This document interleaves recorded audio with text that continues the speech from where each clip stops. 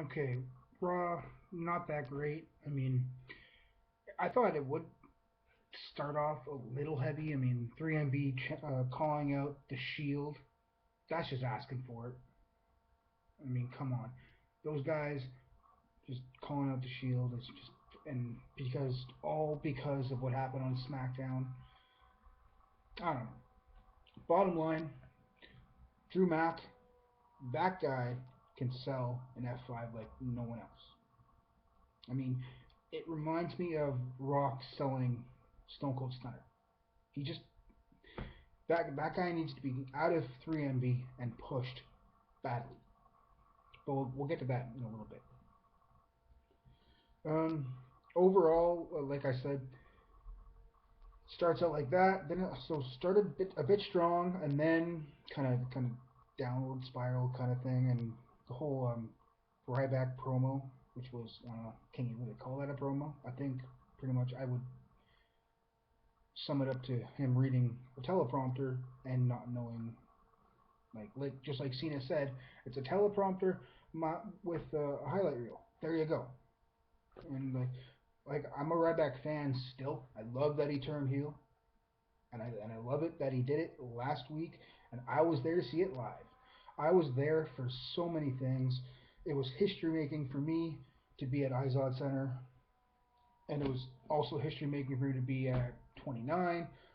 I had a lot of fun, and if you've been a fan of my channel and been like watching those videos, I have 4 entrance vids. Like the Triple H one is doing extremely well. I wasn't even sure how well it would do, but 8,000 plus, and Lesnar's almost at 1,000. Taker's just over 1,000, and CM Punk, well, he's at 150, maybe 160 now. I don't know why. Like, I thought Punk would do really well because Living Color played him out live. That was really awesome. But no, there's no way to describe being in the crowd that close when that the dry ice from Taker hits you. It's just really amazing feeling. So I'm glad to be there and all that, and the crowd for last Monday. Oh man, I wish I could have taped that after the fact, after the show went off the air. People stayed for at least 10, 20 minutes doing that Fandango thing, and it was awesome. There's no other way to say it.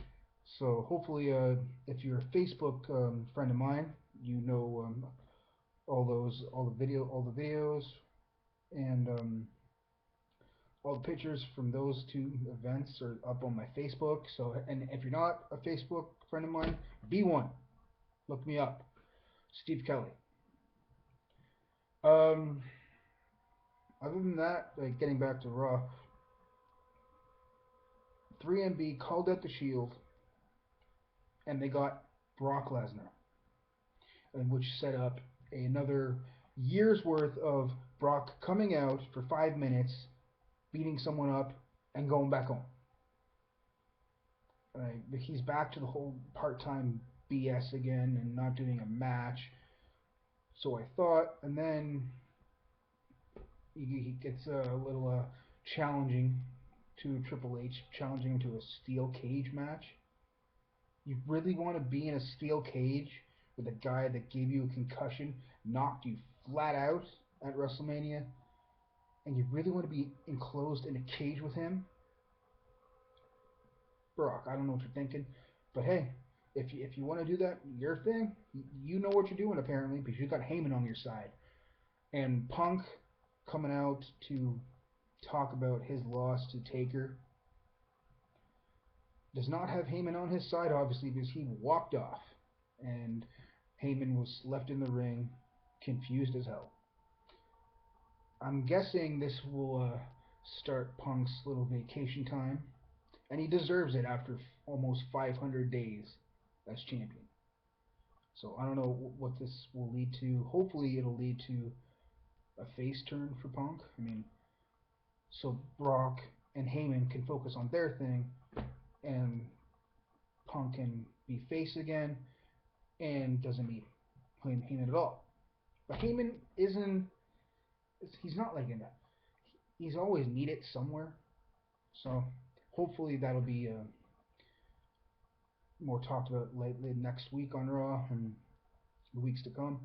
Extreme Rules coming up, like I said, and I don't know, a cage match. Doesn't that seem that extreme to me anymore? I mean, after Hell in a Cells, after Punjabi Prisons, that I would love to see back. I just I watched a couple from back in the day with Batista and Kali, and it seems like they can do more of that, but they just choose not to. Hey, it is what it is. Ryback and Cena at the end of Raw really didn't surprise me. I'm just glad Cena didn't go on a 20-minute rant about how he was right all along, how he got the belt and blah blah blah. We know you got the belt. Just do what you do and try not to lose it to anyone, especially Ryback, because I don't know. You know what that leads to, man. Ryback failed so many failed attempts, and honestly, I'm thinking that's going to lead to some kind of Extreme Rules match, but who knows? Now, Kofi Kingston winning the U.S. belt from Cesaro. I don't know about this. I mean, what belt has he gone for that's not Tag, U.S., or IC? No other belts than I just mentioned he has tried for. I don't know why. He's gonna be. You can't keep him on that level of U.S., IC, and Tag. If you're gonna go big with him, turn him heel and put him in the title picture. I mean, just just do it. I am so sick of Kofi as a face. It's unbelievably stupid. It's getting old.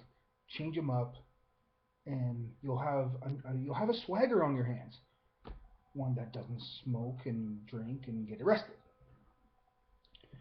And I'm guessing with the whole arm thing on the stage from Del Rio, that's going to put him in a position where he can go back to.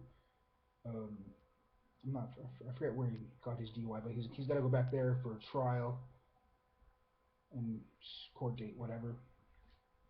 Hopefully, he'll put that mess behind him, unlike Jimmy Uso, who did not put that mess behind him and did it again. I don't know. Like basically, that's all I really have to say about that.